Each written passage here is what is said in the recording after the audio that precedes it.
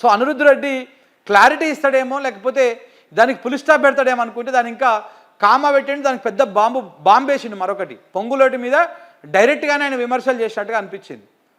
ముఖ్యమంత్రిని దృష్టిలో పెట్టుకున్నాడా, మరి మంత్రి పొంగులేటిని దృష్టిలో పెట్టుకున్నాడా? బ్రోకర్ అని, మాకు బ్రోకర్ పనులు రావని, మాకు దందాలు రావని, మాకు ఒక చరిత్ర ఉంది అని, మా ఫ్యామిలీకి ఒక చరిత్ర ఉంది అని, ఇట్లాంటి పదాలన్నీ కూడా ఆయన వాడిండు. ఈ పదాలన్నీ వాడుక నేపథ్యంలోనే కొంత అనుమానాలు తావిస్తూ ఉన్నది. మరి ఇది ఎక్కడికి దారితీస్తుంది చివరికి? ఇది ఈడికే ఆగిపోతుందా? మరి రేపు దీపదాస్ మున్షిని కలుస్తా అని చెప్తా ఉన్నాడు. దీపదాస్ మున్షిని కలిసేసి అక్కడికే ఆగిపోతుందా, లేకపోతే ఇది ఇంకా ప్రొలాంగ్ అవుతుందా? ఈ 10 మంది 16 మంది ఇంకా పెరిగేటువంటి అవకాశం ఏమైనా కనపడతా ఉందా? ఇప్పుడు ఇదంతా కూడా టార్గెట్ పొంగులేటి నడుస్తూ ఉంది. మరి పొంగులేటికి కూడా ఒక బ్యాచ్ ఉన్నది.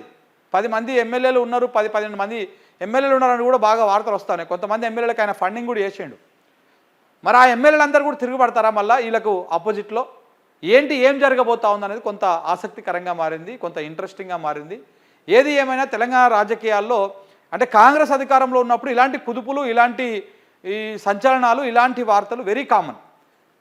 వేరే ఇంకే పార్టీ అధికారం ఉన్నా ఇంత హడావుడి కానీ, ఇంత రాజకీయ అనిశ్చితి కానీ ఏర్పడదు. కాంగ్రెస్ పార్టీ ఉంటే అది కామనే. అది కిరణ్ కుమార్ రెడ్డి ఉన్నప్పుడైనా, రోషయ్య ఉన్నప్పుడైనా, అంతకుముందు వైఎస్ రాజశేఖర రెడ్డి ఉన్నప్పుడైనా, ఎవరు అధికారంలో ఉన్నా కాంగ్రెస్ పార్టీలో ఇలాంటి అనిశ్చితి, ఇలాంటి అసమ్మతులు, అసంతృప్తులు, ఇలాంటి ఆందోళనలు, ఇలాంటివన్నీ కూడా వెరీ కామన్ అన్నమాట.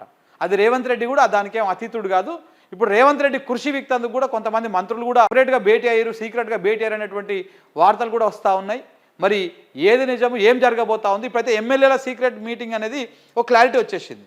ఇక మంత్రుల సీక్రెట్ మీటింగ్ అనేది క్లారిటీ వచ్చిందనుకో, ప్రభుత్వం ఎన్ని రోజులు ఉంటుంది, ఎన్ని రోజుల ఊడిపోతుంది, కొత్త ముఖ్యమంత్రి ఎవరు రాబోతా ఉన్నారు, కాంగ్రెస్ నుంచి ఎవరు ఉండబోతా ఉన్నారు అనేది కూడా క్లారిటీ వచ్చే అవకాశం ఉంది.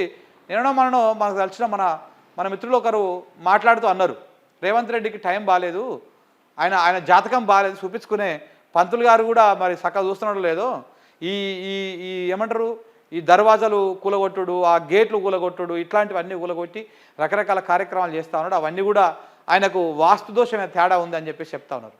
మరి ఏదో ఆ ప్రాబ్లం ఏదో చూసుకొని సరి చేసుకోవాల్సినటువంటి అవసరం కూడా ఉన్నది.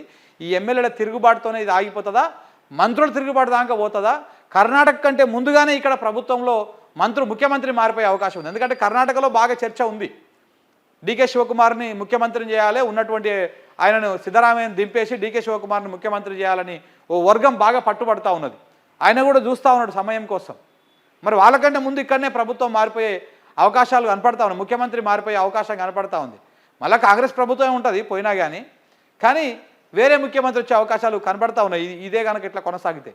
ఎందుకంటే ఎమ్మెల్యేలే కదా, ఎమ్మెల్యేలో బలం ఉంటేనే ప్రభుత్వం ఉంటుంది. 60 ఎమ్మెల్యేలు ఉండాలి ప్రభుత్వం ఉండాలంటే. ఇప్పుడు 10-15 మంది అంటే ఉన్నదే వీళ్ళకి 65 కొత్తగా వచ్చిన వాళ్ళు బీఆర్ఎస్ పార్టీకి వచ్చిన 10 మంది ఎమ్మెల్యేలు కౌంట్లెస్.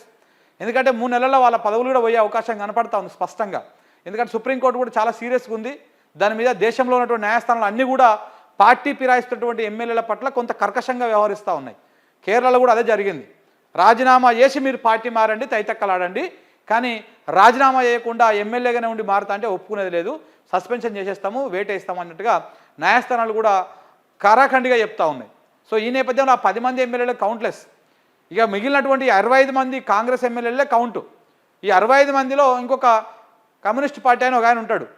66 అనుకుంటే 10 మంది పీకేటట్టున్నారు అటు ఇటుగా. ఈ 10 మందో 15 మందో తిరుగుబాటు చేసినంటే కథమే ప్రభుత్వం పడిపోతుంది. కొత్త ముఖ్యమంత్రి వచ్చినా కానీ ఆశ్చర్యపోవాల్సినటువంటి అవసరం లేదు. ముందే చెప్పుకున్నాం కదా మనం, జనవరి ఫిబ్రవరి లోపల ఏదో సంచలనం జరిగేటువంటి అవకాశం ఉంది అని చెప్పేసి ఇది అదే దానికి సంబంధించినటువంటి వ్యవహారమే. ఎవరో ఎక్కడో ఏదో చక్రం తిప్పుతా ఉన్నారు. అది కాంగ్రెస్ వాళ్ళే, మళ్ళీ బీఆర్ఎస్ వాళ్ళు కేసీఆర్ చేయాల్సిన అవసరం లేదు. వాళ్ళకి ఇలా ప్రభుత్వాన్ని టచ్ చేయాలనేటువంటి ఉద్దేశం కూడా లేనట్టుంది. ఎందుకంటే ఇదే 10-15 మంది ఇలాగనే 10-15 మంది ఎమ్మెల్యేలు ప్రభుత్వంలో వ్యతిరేకత వస్తున్న నేపథ్యంలో కేసీఆర్తో టచ్లోకి పోతేనే ఆయన రిజెక్ట్ చేసిండు. సో కాబట్టి ఏదో జరుగుతూ ఉంది, ఏదో నడుస్తూ ఉంది వ్యవహారం. రేవంత్ రెడ్డి దిగి కొత్త ముఖ్యమంత్రి వచ్చినా కానీ ఆశ్చర్యపోవాల్సినటువంటి అవసరం లేదు. Thank you very much.